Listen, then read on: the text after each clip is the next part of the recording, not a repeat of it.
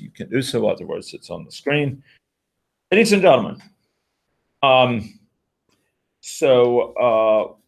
we're just going to go over again a few commands inside of Docker that can be of use, okay? Here we go. First of all, I'd like to just note we are running Docker right now. So I'm starting this in a Docker state where Docker is already running. That you'll want to keep that in mind for some of the responses here. So a few useful Docker commands I've already covered. So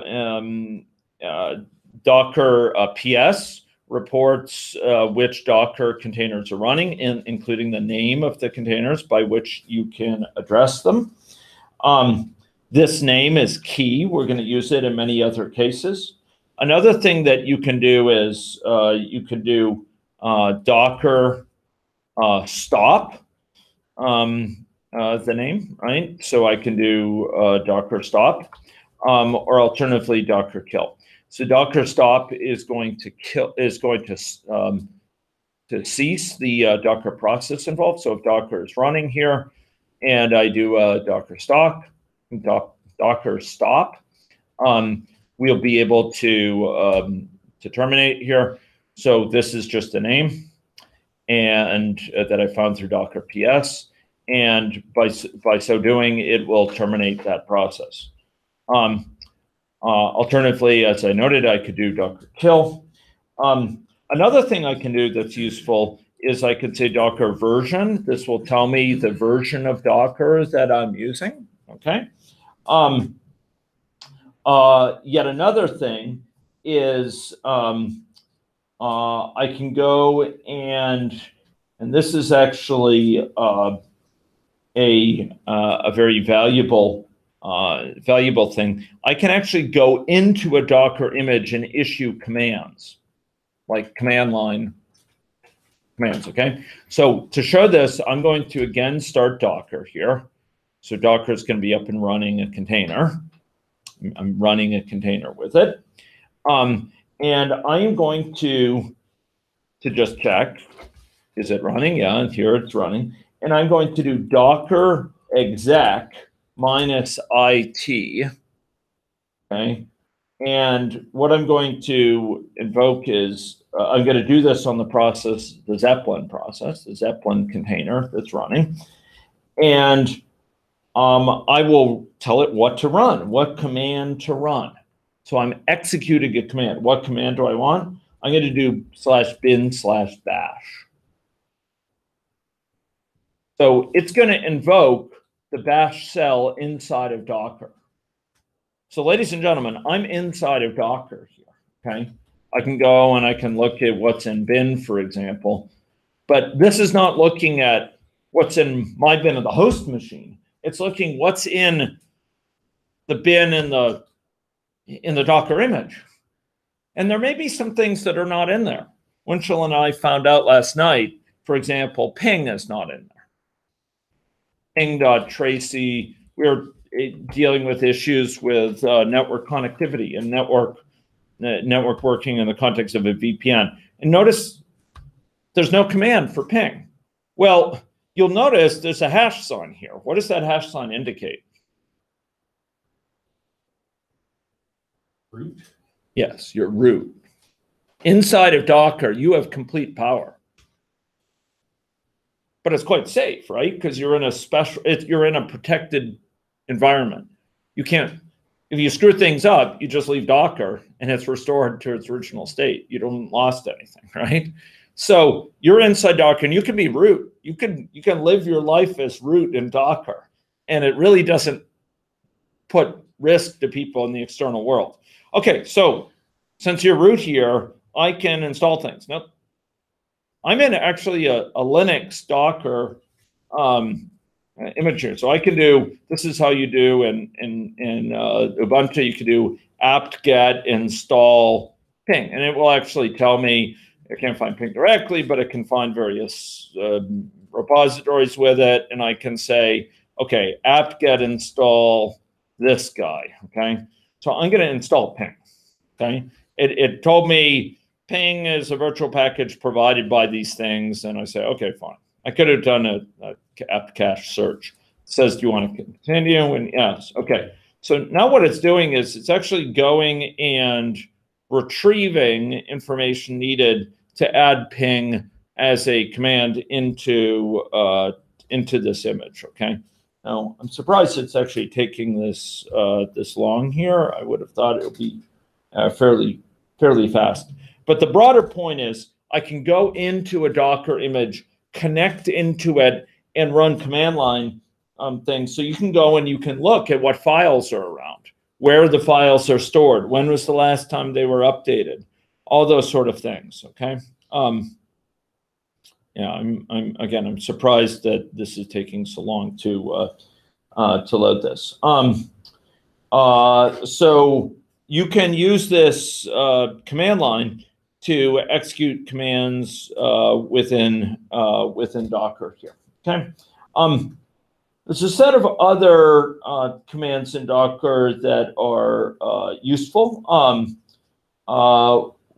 One is to do, for example, Docker RM, which can remove a container. You could see what images are available. So I'll go over and do this. Okay, unfortunately, I've used up my thing here. Okay, here we go. Docker PS. So I'm outside of Docker right now. I could say Docker images, and you notice it's telling me there's this image loaded. The image is different than a container. A given image might be used by several different containers, for example. So you might be running several containers using the same image. And this tells me what images are around. It goes, if it doesn't have an image locally, you can go grab it and bring it down. And this will limit, for example. And similarly, I can do, I wouldn't do this, but Docker RMI can remove an image, okay? And that will allow you to, for example, clean up images if you no longer require them and so on. There's additional commands, for example, Docker network ls. This will tell you what networks are present in Docker. And in general, you can go see, if you just start Docker, you could see there's a whole set of other commands that you can make use of. Okay, Docker restart, Docker load, Docker history. So you can do Docker history, and I believe we'd need to Docker history, and you got to specify the image name. So this would be, if we said images, it's Apache Zeppelin. Okay, so Apache Zeppelin. Oops, I guess we have to specify the image ID there. There we go. Boom, and it could tell you something about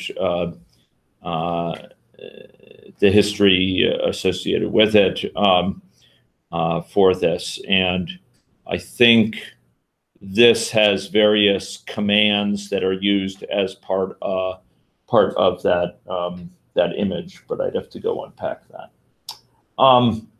Okay, there's many more commands we could use in Docker, but those should give some sense as to how to flexibly interact with Docker while it's running.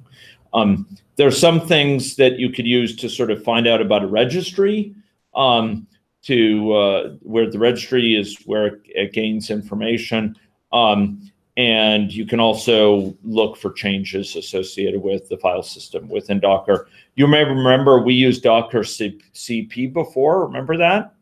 Docker CP to copy files out of Docker and into a different folder, and that can also be useful if you want to extract a file from within Docker. Okay, so I'm going to exit out of this because I think we had the Docker CP example right here. So here I'm copying from inside of a Docker container that's running. I'm copying a file out of its file system, and I'm copying it to the final point, to the current folder outside. I could additionally, when I go into Bash, for example, in Docker, I could go look at that folder where I'm copying it from, for example, and I'd see the various components within it.